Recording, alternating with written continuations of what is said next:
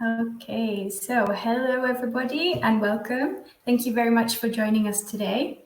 I'm Victoria Powers and I will be the MC for this session. If you have any questions for our speaker, please use the button in the control panel marked Q&A, and we will try to get to as many of your questions as possible at the end of the presentation. Now, let me introduce you to our speaker. With 25 years of experience in the language services industry, Winnie Heh is a career advisor for translation, localization, and interpretation programs at Middlebury Institute of International Studies at Monterey.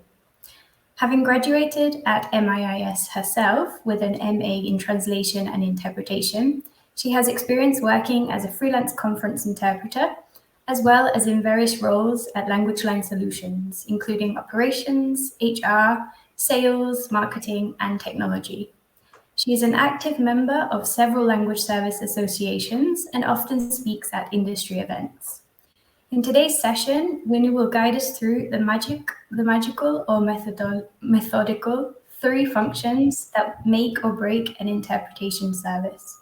I'll now hand the session over to you, Winnie. Thank you very much. I'm going to start sharing my my slides.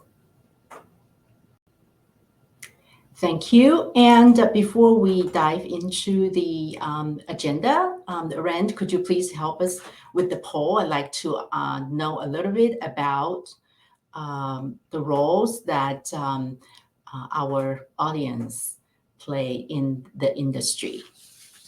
So if you could let me know whether you are from the buyer side, you work in business development or sales for the interpretations providers, or you're in operations in providing interpretation, or you're an interpreter, or you play other roles.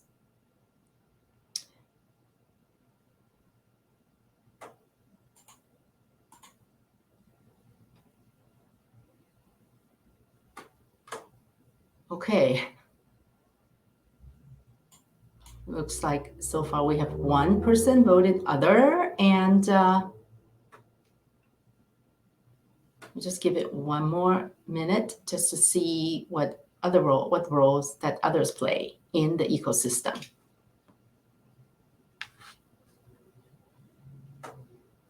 Okay, we have somebody from the buyer side, somebody in business development. Great.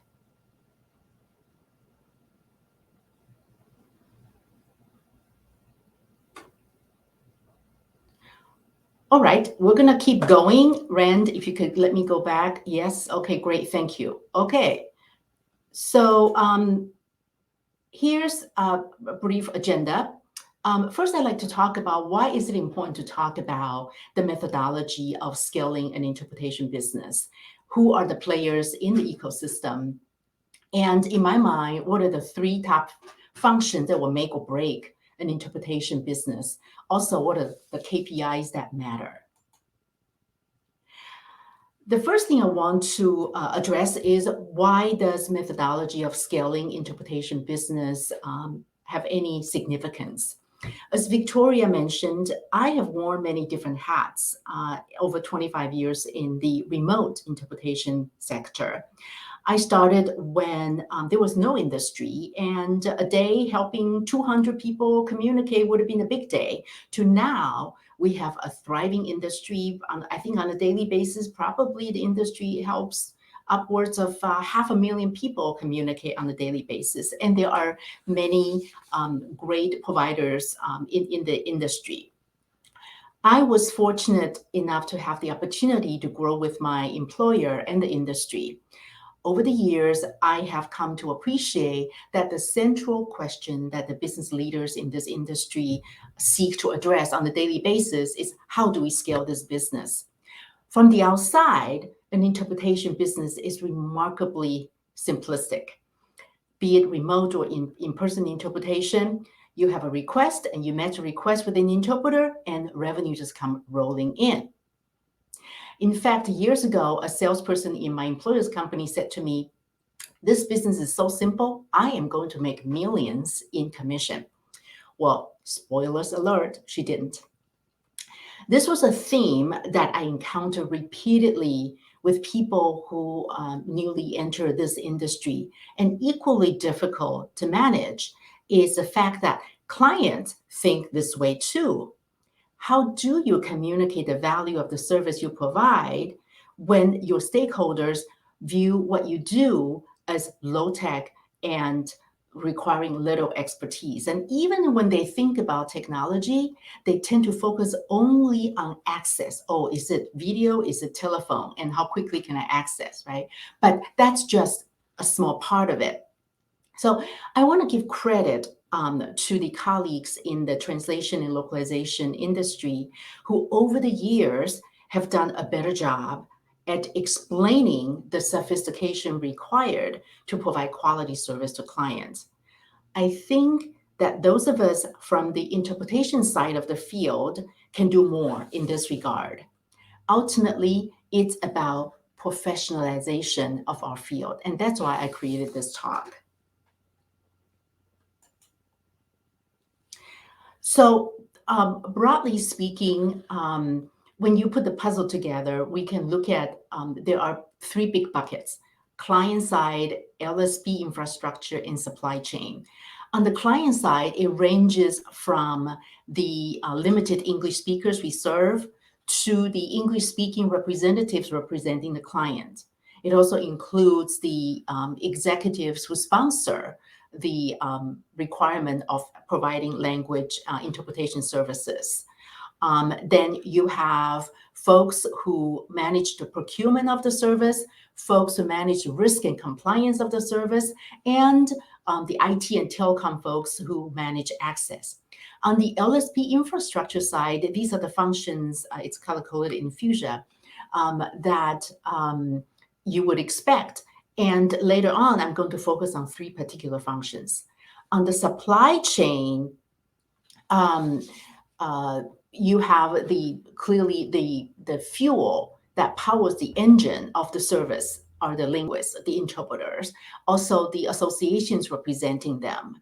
And as the industry grows, we're seeing more and more smaller agencies who are subcontractors of the larger LSPs. And these in the translation and localization industry would be your single language vendors or the small multilingual vendors. So what are the three functions in my mind that would make or break your interpretation business? Not all functions are created equal. These are the three key ones: product management, supply chain management, and capacity management. To be clear, I'm not suggesting that every interpretation business, regardless of your size, need to have dedicated staff for these functions. Even if your business is not large enough to warrant dedicated staff for these functions, it will serve you well to recognize these key functions, have clear owners of these functions, and set clear goals and KPIs for these functions. Now, first, I'd like to talk about product management. I look at product management as the ones who balance multiple factors that create the product or services that meet customer expectations while making sure that technically and operationally you can deliver the service and ultimately meeting your profitability, your profit and loss goals. And in terms of building once, sell many times, here I'm referring to economy of scale. If you are able to leverage your economy of scale, then you will be able to realize better margin and better profitability. And I also see product managers are the ones who are the organizers. They lead, align, and adjust along the product management cycle. What I have observed is CEOs of small LSPs tend to play this role consciously or unconsciously. My view is that as soon as your organization can afford it, hire a professional product manager. It will do a lot to professionalize your operation. So here is the product management cycle that I was referring to. Starting from ideation, to invention, which is prototyping, piloting, and trialing, creating the infrastructure to provide the service, and ultimately commercialization, which is to look at your pricing, your sales channel, your marketing, and ultimately resulting in your profit and loss. And I'm highlighting invention and commercialization in a different color, not because of for graphic design reasons, but because those two functions are the ones I typically see organizations having the tendency of skipping. Too often, organizations go from having an idea and just plow ahead, creating the service without piloting it and without understanding the commercial implications longer term. So that's why I wanted to highlight those two. In terms of supply chain management, the resources needed to create a product in this discussion are the linguists. And during the startup phase and during each growth phase, there's always an element of unpredictability in demand. And therefore, a greater agility is needed. Put simply, the whole point of having a sound supply chain management discipline is to minimize the tendency of crisis management. Crisis management creates uncertainty and therefore errors in your service delivery and will tend to increase attrition of your staff. And at the end of the day, it creates customer dissatisfaction. As we work ourselves out of the aftermath of the Great Resignation, this issue is close to home. And so here's the cycle, starting with planning. This is looking at demand and lead time management in conjunction with product forecasts of your volume and demand. The definition of the profiles of linguists needed based on your client requirements and balancing that with cost. This includes language pairs, specialization of interpreters, location of interpreters. And sourcing, this is to identify where to find the appropriate linguists and then establish personnel, systems, and processes to monitor and manage the selection process. Then we go to selection. In our industry, this often requires testing of language and interpretation proficiency. There's often a startup cost of creating or selecting tests that would meet quality standards. And finally, training. This is a big item. Professional interpreter training opportunities are minuscule compared with the demand needed. So LSPs oftentimes find themselves having to make their own interpreters through training.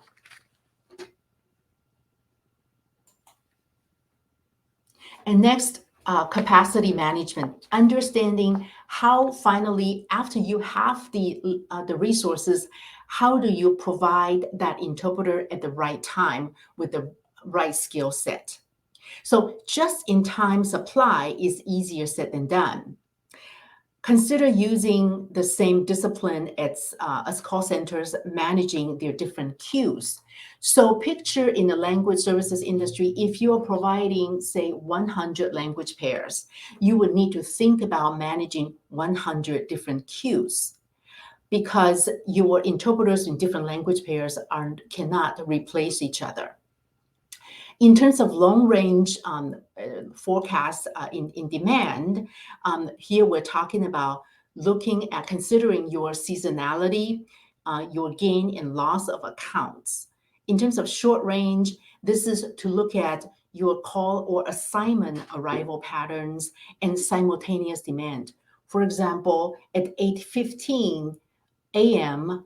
on Tuesday, August 26th, how many interpreters do you need for a particular language? And then when we talk about filling the spot, once you understand the demand, how do you find the bodies to fill the spot? be it in person or a remote interpretation requirement. This requires analyzing the course or assignment arrival pattern and simultaneous assignments and the service level that you are trying to hit. We'll talk about service level a little bit later.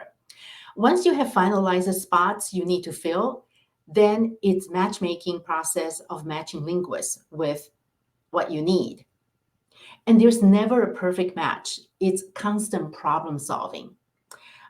So real-time management, as I've always said, the moment your schedule is published, your schedule is obsolete. Why? Because life happens. Your customers' demand may change, and your interpreter's adherence to your assignment may change. So one final point I would like to make is all of these functions in capacity management can be highly automated. And so your level of automation will determine ultimately your profitability and your competitiveness. So now we're going to start talking about KPI. And this is my favorite quote. If you can't measure it, you can't manage it. So that speaks to the importance of having the sound KPI and the right KPI for your business. So first of all, I'd like to talk about the KPI for product management. In addition to having a good grasp of your revenue per unit, your cost per unit by language, by call type, by client type, on a day-to-day basis, the product manager is the person responsible for making product feature decisions and product margin decisions in the overall profit and loss. And here I'm making the distinction between balancing your gross margin percentage and your gross margin total amount. In other words, when you look at your gross margin percentage, for every dollar you make, how much of that goes to your variable cost, and what's the percentage of that you can retain is your gross margin percentage. And then gross margin total amount is ultimately the total amount that you can gain to cover your fixed cost. And in my mind, the ultimate decision a product manager has to make is when you have to make a trade-off decision between whether to give up margin percentage in order to retain or increase the total gross margin dollar amount that you can retain to cover your fixed cost. And some would argue every dollar that you can retain is good because it goes towards covering your fixed cost. So here is a real life scenario. The market will always demand something that you did not plan for. For in-person interpretation, for example, the customary norm was we charge a 2-hour minimum, but all of a sudden clients are demanding that you only charge for 1 hour minimum or no minimum at all. And in that scenario, do you agree to the contract in order to retain the business, or agree to the contract in order to get the chance of gaining more business, right? That's a tough call. And if you're not careful, you will face the death of 1,000 cuts. Small incremental reduction in your gross margin percentage will lead to the loss of a lot of your gross margin. So here is a quick model that I have developed as a quick math. It's very simple, but it's amazing that people don't do this. So for example, if you are faced with a trade-off decision, if you look at, for example, the first column, your current revenue, and you look at your current gross margin percentage is, say, 20%. And then you can look at the total gross margin amount that you get to retain. But a client comes to you with a new requirement, and you can see that your future gross margin percentage will drop to 15%. So you want to understand how much harder you need to work in order to make the same $200 of gross margin to cover your fixed cost. So in this scenario, rather than have $1,000 of revenue, you need to gain in increased volume in order to make somewhere between $1,300 to $1,400 in total revenue in order to retain the same total gross margin amount as before. So then this allows you to make a clear-headed decision as to how likely is it that am I going to gain more business in order to help me get to the point of reaching the same total gross margin amount. So I found this tool to be a handy tool in the heat of the battle. Okay, so next, supply chain management. These are the key measurements that are found to be very helpful. First, 90-day attrition. Typically, what we find the highest attrition is within the first 90 days in a lot of the service industry. So this will help you see how well the differences in your attrition by language and by requirement, and can help you tweak your strategy. And time to hire will also help you understand that the effectiveness of your own recruiting channel. And the cost per hire can help you see what you may need to change to tweak your cost. Okay. And then next, in terms of capacity management is ultimately a balancing act between service level and linguist utilization rate. Service level is defined as out of 100 requests, how many times do you fulfill the request? Linguist utilization rate, if you pay linguist a salary, is the rate out of the total paid time, how much time does the linguist generate revenue? All things being equal, the higher the service level, the happier your customers will be. And in theory, you will gain better market share. But remember, it comes with a cost.